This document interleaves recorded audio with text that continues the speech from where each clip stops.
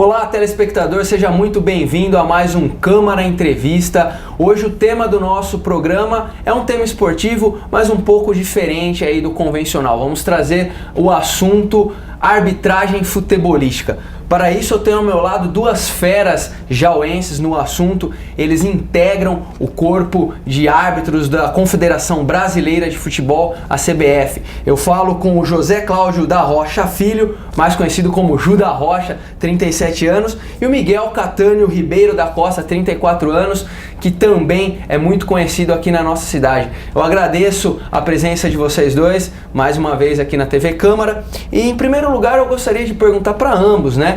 O que motivou a iniciação aí na carreira de arbitragem futebolística, né? Acho que todo mundo pensa no futebol às vezes como atleta, né? Mas o que direcionou a carreira de vocês, aí, o foco de vocês na área da arbitragem? Muito bem-vindo, obrigado, Ju, pela presença.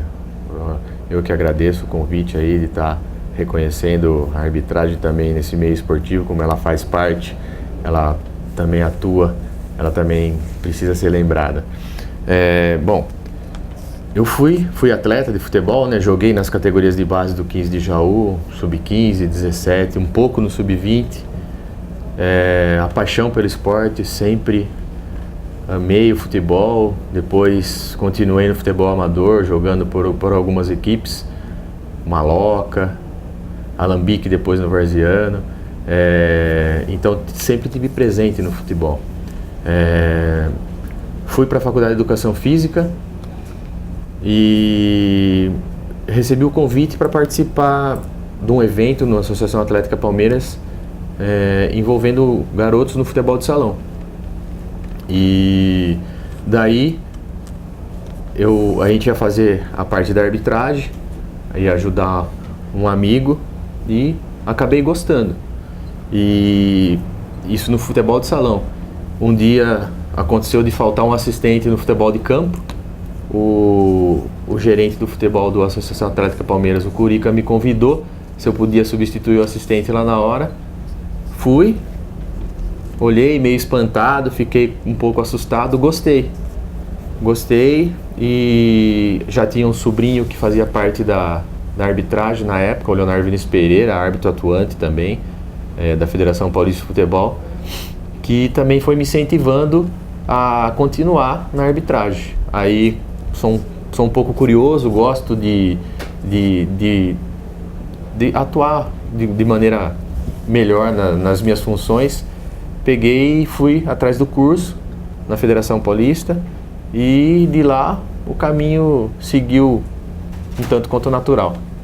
E você, Miguel, como que foi a sua iniciação na arbitragem futebolística?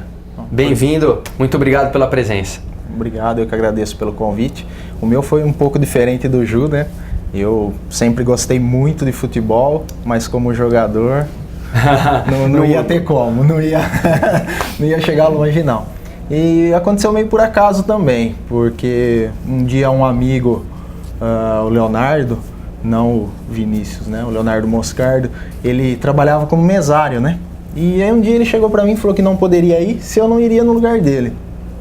Aí eu achei estranho, nunca tinha pensado no assunto, né? Falei, mas nunca fiz, né? Nunca trabalhei. Ele, não, é tranquilo, pode... vai que não tem problema. Aí acabei indo, aí fiz esse jogo, na época era uma final do Rural, inclusive, campeonato rural da cidade. Aí fiz esse jogo e aí gostei e assim, consequentemente, logo na sequência teve um curso feito promovido pela Liga Jauense e feito por instrutores da Federação Paulista. Aí eu acabei fazendo esse curso. E aí recebi o convite também do Leonardo Vinícius Pereira, que na época era o presidente da liga. E aí comecei a atuar junto com ele nos amadores da cidade, tudo, da região também. E aí fui pegando gosto, fui gostando de trabalhar. Aí em 2006 eu resolvi entrar e fazer o curso da federação. E aí, daí em diante, pra frente, algumas competições de categorias de base, né? Sim, aí começamos trabalhando Paulista. Na base, né? E aí curso natural foi evoluindo.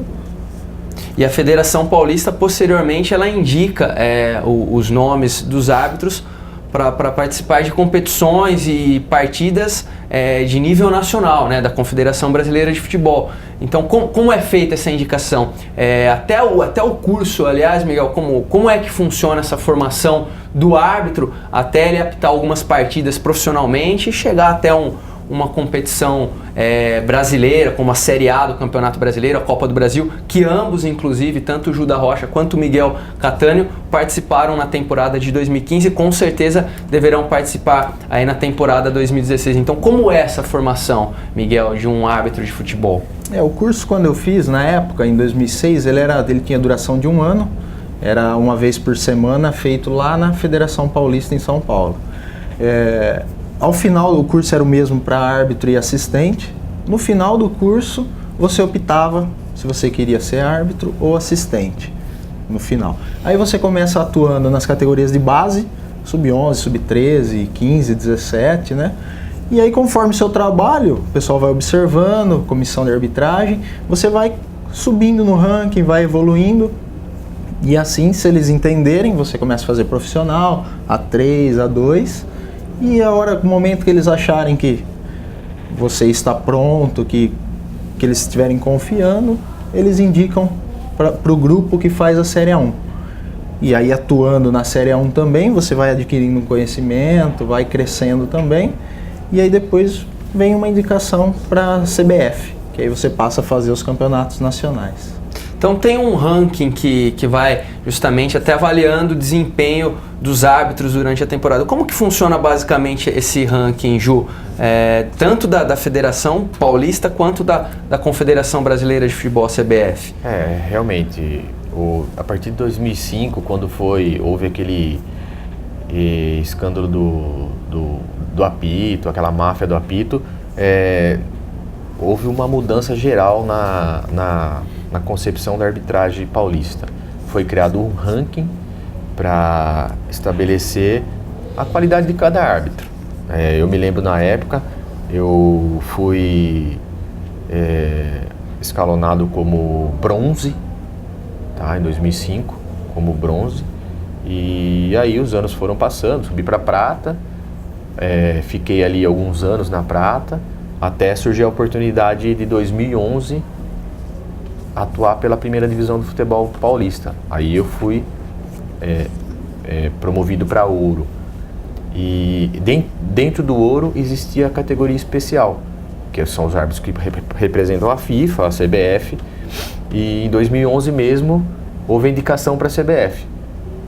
Eu fiz um campeonato muito bom, era um sistema de sorteio onde não importava o jogo, não importava o árbitro, sorteava quem caísse no jogo ia apitar. E numa competição de 19 rodadas eu fiz 10. Um número expressivo, né? Eu tinha bastante sorte. Fazer o quê? Faz parte. Acontece. Eu tive muita sorte nesses sorteios e fiz 10 jogos bons. E aí fui indicado para o quadro da CBF. Bom, a indicação, primeiro precisava passar por uma grande documentação que a gente precisava entregar e depois o teste físico. E aí depois que tudo isso se tivesse aprovado, recebia o escudo da CBF. Fiz tudo, passei, mas não recebi o escudo. Não foram outros árbitros. Por ironia, um dos árbitros que foi indicado, aconteceu uns problemas com ele teve que deixar a CBF. E como eu tinha feito um bom campeonato, o presidente da comissão me indicou para o lugar dele. Eu lembro que foram 5 jogos em 2011 que eu fiz, 5 jogos como quarto árbitro, mas já valeu a pena para eu ter integrado o quadro da CBF. E aí, em 2012 eu já fazia parte da CBF. Então, também entrei como CBF 2, como ranking CBF 2. Não existia o CBF 3 que hoje existe. Tá? Então são categorias, assim, de árbitros, né? Então eu fiquei 2012, 2013, 2014, 2015 na CBF 2. E agora fui promovido para a CBF 1. O CBF 1 seriam os árbitros, qualificação dos árbitros que apitam os jogos da elite do futebol, né? Da Série A, da da Copa do Brasil. Seria isso mesmo, Ju? E aí, acima tem os aspirantes à FIFA e a FIFA. E os árbitros FIFA. Então, os CBF1 também são qualificados para apitar... Tanto o CBF1 e o CBF2 são qualificados para apitar a primeira divisão. Mas, geralmente, eles utilizam esses árbitros de CBF1, aspirante à FIFA e FIFA, para apitarem a primeira divisão. Você mencionou muito bem, né, que você teve que fazer passar por diversas etapas para receber o escudo da CBF. Então, nós estamos aqui com duas pessoas que são realmente muito bem sucedidas na área esportiva, né? Enquanto um atleta muitas vezes chega a um clube de elite, eles chegaram à elite do futebol por meio da arbitragem, justamente participando da CBF. Inclusive o uniforme deles demonstra aí que eles estão no topo, na elite do futebol brasileiro. Ô Miguel, você, por exemplo, é assistente, você tinha mencionado que há uma opção, uma escolha. O Ju, ele é árbitro, ele participa de algumas partidas como quarto árbitro. Então eu gostaria que você explicasse essa diferença, né, dos árbitros, né? O árbitro principal, que é o que realmente apita, os árbitros assistentes, a gente até fala, né, que são os bandeirinhas. Pode mencionar assim, eu tenho o nome específico, o assistente 1, 2, o quarto árbitro. Então explica direitinho quais são essas qualificações aí dos árbitros. A opção, quando você faz a escolha, né, o que acontece? Quem optou por ser árbitro assistente, que é o bandeirinha, né, ele só trabalha como assistente, né? O árbitro, ele pode atuar como árbitro central da partida ou quarto árbitro. Quando tinha o adicional também, ele também era o árbitro que fazia a função de adicional. O assistente, somente assistente. E assim, a diferença, eu falo, muita gente pergunta, né? O que é mais difícil, né? Eu costumo, assim, minha opinião, né? Eu costumo dizer assim, o árbitro, ele tá 90 minutos mais os acréscimos, o árbitro central, ele tá tomando decisões.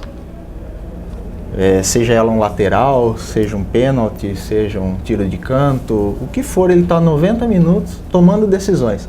O árbitro assistente, às vezes, o jogo é tranquilo, não precisa atuar muito. Em compensação, quando precisa, normalmente são lances que podem interferir no resultado de uma partida. É um lance de gol, pode ser um pênalti também.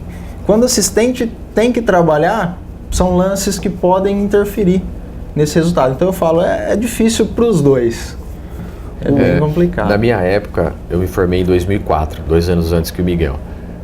Na época, nós passávamos por um estágio diferente da opção do Miguel já em 2006, que ou era assistente ou era árbitro. Não, a gente tinha que fazer as duas. Certo. A gente bandeirava e apitava.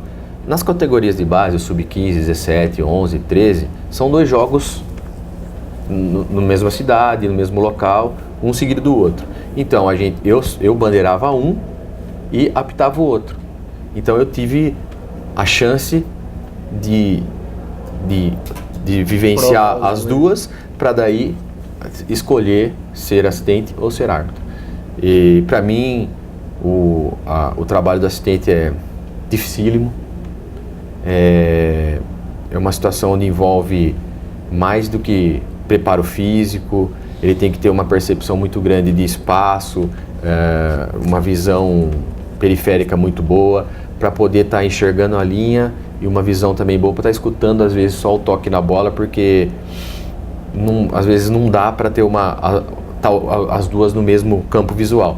E então, para mim, como era muito difícil ser árbitro assistente, realmente eu optei por ser árbitro, e também um pouco por vocação, por ter jogado. Para mim, eu acho que eu tenho um preparo físico que me ajuda bastante nas partidas, porque tenho uma boa velocidade, corro bem, e isso ajudou na opção de ser árbitro. Então, basicamente, o árbitro principal é o que apita mesmo o jogo, ele tem que acompanhar todas as jogadas. Os assistentes são os que ficam nas laterais com a bandeirinha, justamente auxiliando, né, dando essa assistência ao árbitro principal. E tem também a função do quarto árbitro, né, que seria basicamente o que, Ju? O quarto árbitro, a função dele? Por isso que ganha metade, né? tem trabalha isso menos, também. Né? Trabalha menos, por isso que ganha metade. Não, tô brincando, é uma brincadeira. Mas só que faltava, né? É uma brincadeira. Mas o árbitro toma decisões a toda hora, como ele disse. Geralmente, em média, estatisticamente, a gente toma 160 decisões numa partida. E são bastante. É desgastante são até, né? minutos, pelo calor da emoção. E a arbitragem, ela é fundamentada em 4 pilares: físico, técnico, disciplinar e mental, tá? Esse pilar mental é uma coisa mais nova que a FIFA implementou para os árbitros. Mas isso é tão importante, porque se o árbitro está mentalmente com algum problema, é melhor que ele nem vá para o jogo. Porque vai dar algum problema na grande decisão que ele vai tomar, ele vai pensar muito e vai deixar passar. Vai acabar refletindo ali no desempenho. Exatamente. É melhor que o árbitro entre no jogo de cabeça limpa, cabeça tranquila e faça o melhor dele. Perfeito. E como é essa questão de conviver com essa pressão mesmo, né? Vocês, principalmente, de ter esse desgaste psicológico, principalmente os grandes jogos que vocês apitaram, grandes clássicos da Série A, clássicos paulistas, né? Corinthians, São Paulo, Santos e Palmeiras, que vocês tiveram a oportunidade de participar. Como é conviver com isso, né? O degrau que vocês foram trilhando, né, de jogos de assim, menor repercussão, e agora com esses jogos que tem uma repercussão enorme na grande imprensa. Então, como é conviver? Eu gostaria até que os dois respondessem com as próprias impressões, né? Como é para você, principalmente, Miguel, que trabalha ali na lateral do campo, até com uma proximidade maior da torcida. Você disse que tem algumas decisões também que são cruciais para a partida. Como é para você conviver com essa pressão? Com o tempo a gente vai acostumando, né? A pressão realmente existe, estádio lotado, é uma sensação difícil de descrever. Mas assim, com o tempo você vai se acostumando, você vai, né, criando alguns jeitos para suportar isso. E eu falo assim, o frio na barriga existe, não tem como falar que não. Você vai para uma partida decisiva, uma partida importante, não tem como falar que não tem o frio na barriga, que tem. Só que assim, começa o jogo, você entra no clima do jogo e vai passando. Torcida, chega um momento que você nem escuta a torcida. Você está tão focado ali, você precisa se concentrar tanto na partida, que você fica ali e a torcida é a festa fora do campo, né? Das 4 linhas. O nosso tá ali dentro das 4 linhas, ali focado, e acaba passando. Torcida não interfere tem que tanto esquecer assim. Tem que esquecer mesmo, né? Tem que esquecer. E pra você, Ju, como que é conviver? Você que tem ali, que percorre todo o campo e às vezes também fica como quarto árbitro também ali numa proximidade maior com a torcida. Às vezes alguma ofensa, acaba escutando, acaba atrapalhando, abala um pouco. Na verdade, realmente o tempo vai fazer com que a gente ganhe experiência, vai fazer com que a gente melhore a nossa performance e acho que o cérebro vai ganhando novas situações e as coisas vão ficando teoricamente mais fáceis. Eu consigo me blindar. Quando eu entro no campo, parece que eu não escuto mais nada por fora, não lembro mais de nada, eu esqueço de tudo que está ao entorno, só para mim o que importa é o que está no jogo. E isso facilita um pouco porque você fica concentrado, fica atento e consegue tomar umas decisões com maior clareza, com maior equilíbrio e com critério, né? Que é o que se pede tanto na arbitragem. E essas novas arenas do Brasil, né, com até uma proximidade maior, às vezes não tem aquele limite, aquela divisão, como tem alguns estádios, né, um alambrado, uma divisória ali que separa um pouco, tira um pouco essa pressão. E as novas arenas, que vocês inclusive tiveram a oportunidade de participar de partidas nessas arenas, é mais difícil, fica mais complicado, até pela questão da reverberação da torcida, um eco, né, que acaba ecoando pelo estádio ali, acaba atrapalhando, é uma coisa que estimula, dá um ânimo maior para você, por exemplo, Miguel. Eu particularmente, quando criaram essas arenas, eu achava que após a Copa eles iriam erguer alambrado, né, e aqui no Brasil não iria funcionar. Graças a Deus fui surpreendido, né? E nós estamos vendo aí que não teve problema, seguiu da mesma forma que foi na Copa do Mundo. Mas assim, eu acho que mantendo dessa forma, o respeito, não havendo nenhum tipo de problema, né? Eu acredito que isso aí só engrandece o futebol, porque as arenas ficaram, assim, mais gostoso o futebol. Você percebe que o público gosta mais, você percebe que está enchendo mais, né? Que é um envolvimento maior, exatamente, né? Com a torcida, o atleta, o próprio árbitro sente aquele clima, né? Exatamente. Eu falo assim, até usando assim um estádio, a gente falava muito do Morumbi, que é um estádio que sempre foi palco, né? Ele é um estádio maravilhoso. Só que hoje você vendo as arenas, o Morumbi é um estádio que você fica longe. A torcida vê muito distante do gramado. Já nas arenas, você vê o jogador praticamente do seu lado, pro torcedor ali. Eu acho que isso veio engrandecer o futebol. Realmente eu não me recordo de nenhuma invasão a campo de torcedor. Nenhum incidente. Isso aí não sei se você, Danilo, viu, Miguel viu, eu não vi. Então, pelo menos a cultura do brasileiro para isso foi excelente, não digo nem boa, foi excelente. Então as arenas vieram só para melhorar o futebol do Brasil. É o país do futebol, é o país que é apaixonado pela cultura do futebol, que vai ao estádio, mesmo com tanta violência e com alguns problemas que ocorrem extra-campo, mas as arenas só vieram para melhorar o futebol do Brasil. E a arbitragem também ajuda porque as visualizações de linha são melhores, a iluminação dos campos são melhores, os acessos à entrada e saída são melhor. Então, as grandes arenas ajudaram a todos, a quem joga, a quem apita e a quem torce. Então, para mim, as arenas só vieram para melhorar o futebol do Brasil. Para a gente finalizar o primeiro bloco aqui da nossa entrevista, como é a rotina de um árbitro aí, até, por exemplo, uma convocação para uma partida, como que é todo esse procedimento, a antecedência que vocês recebem uma convocação para uma partida, como que é o preparativo, a viagem, a hospedagem, depois até a ida para o estádio, os árbitros se encontram antes, há alguma reunião? Como é que é geralmente aí, Miguel, a sua experiência nesse sentido, essas convocações de grandes partidas que você atuou na temporada passada? Normalmente a escala ela sai ali com umas 48 horas de antecedência, mais ou menos. Ela acontece às vezes sai um pouquinho antes, mas normalmente é isso, uns 2 dias antes da partida. E aí a partir do momento que você recebe essa escala, aí você começa a fazer todo o trabalho de já ver quem que é a equipe, já começa a entrar em contato, já vê onde mora, se dá para marcar de se encontrar, né? De ajudar na viagem, tudo, de ir passando. E agora no quadro nacional já é um pouquinho diferente. Quando você faz... A antecedência é mais ou menos a mesma, 2, 3 dias. Só que quando é fora do estado, normalmente você vai um dia antes. Então aí já é diferente. Às vezes você não viaja junto, mas você já chega um dia antes, toda a equipe fica reunida no hotel, então já tem um trabalho um pouquinho maior já.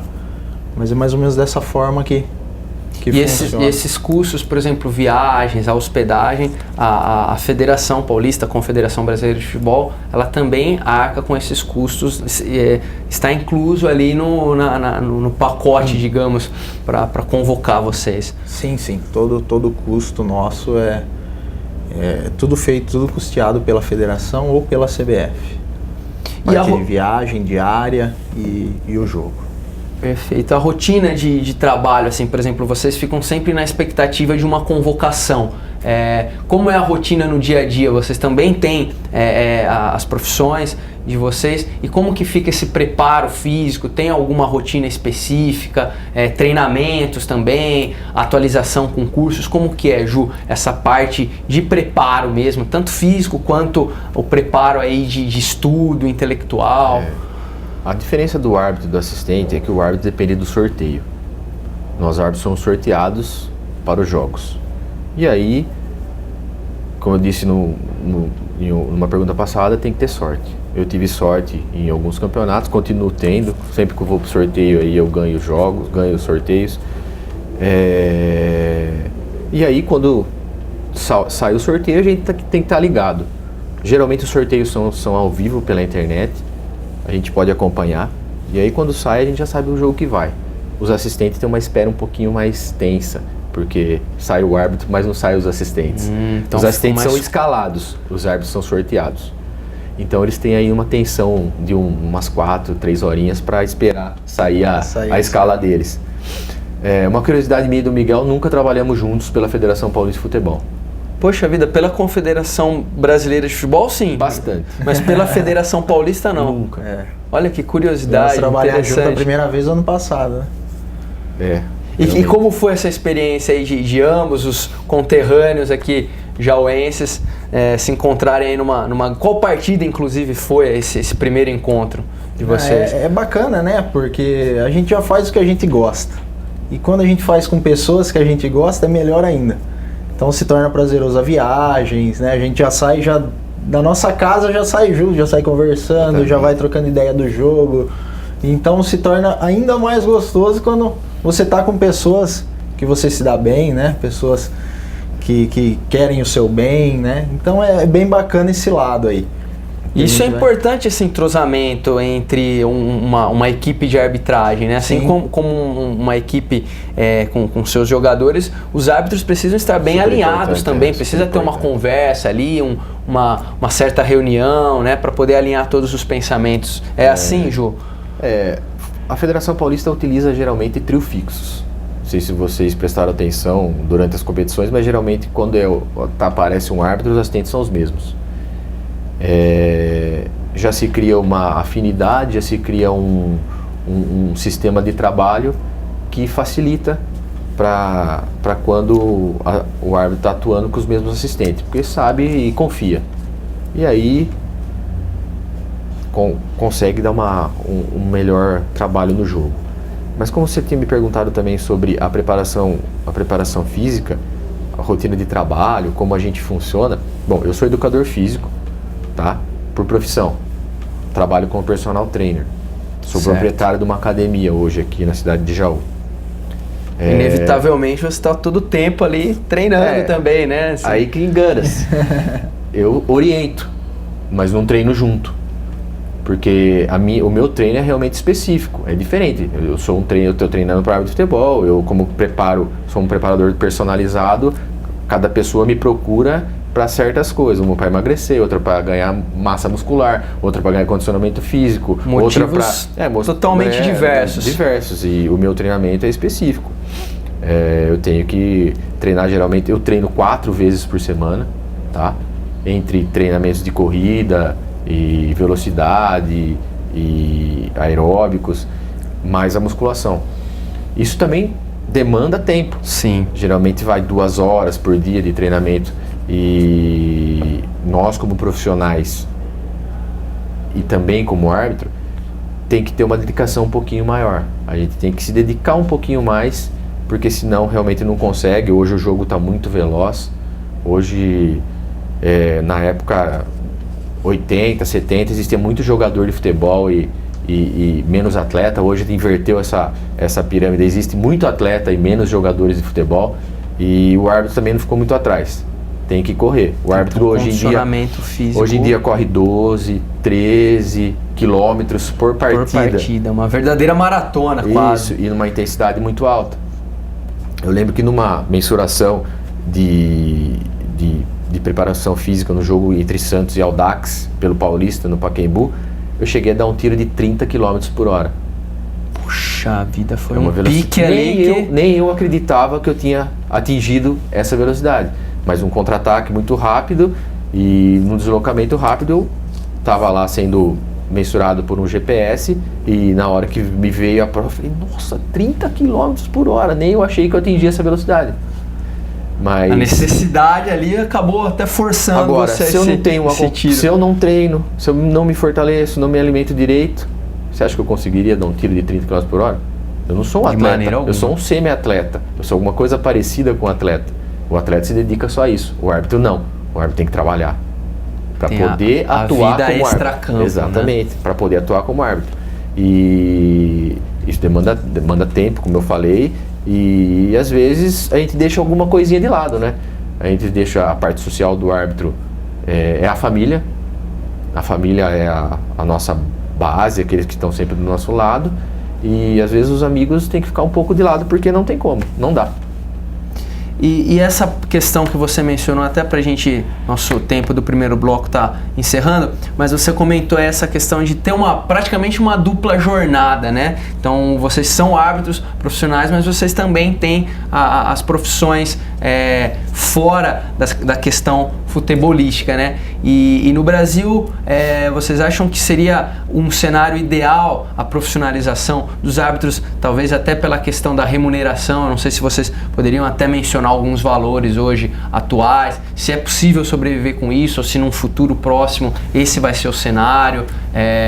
Então, por exemplo, o jogador mesmo, como você mencionou, ele tem a carreira dedicada exclusivamente. Vocês não. O Miguel é representante comercial, você também é personal trainer. Então, como que faz aí? É complicado essa conciliação, como você bem disse, né? Seria um cenário ideal a profissionalização para que o árbitro atuasse exclusivamente nessa profissão? Ajudaria numa dedicação exclusiva a profissão árbitro de futebol. Bom, a profissão foi criada em 2013, a lei foi assinada, existe hoje a profissão árbitro de futebol.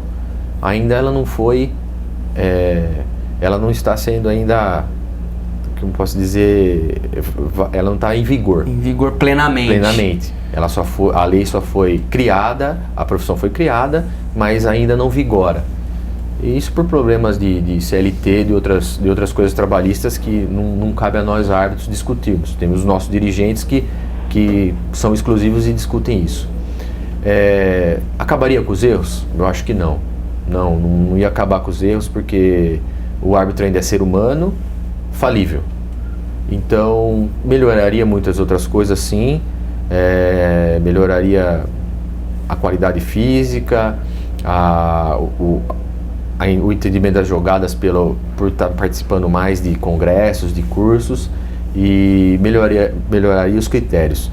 Mas é lógico que acabar com os erros não acabariam, porque somos seres humanos infalíveis. Diminuiria muito, né? Mas acabar...